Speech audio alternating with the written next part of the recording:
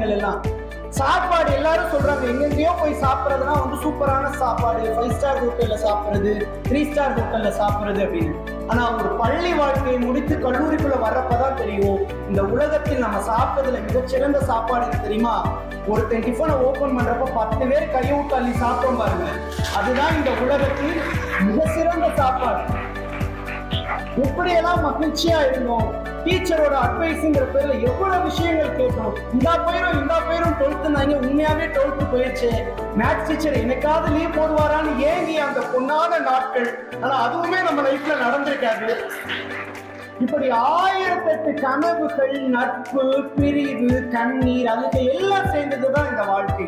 நம்முடைய தமிழ் கவிஞர் ஒருத்தர் கிட்ட ஆங்கில அதிகாரி ஒருத்தர் கேட்கிறார், நீங்க என்ன பெரிய தமிழ் கவிஞராம, நீங்க பெரிய கவிஞர் தானே, படி, இதுதான் சொல், இந்த சொல்ல வச்சு ஒரு கவிதை சொல்லுங்க பார்ப்போம்.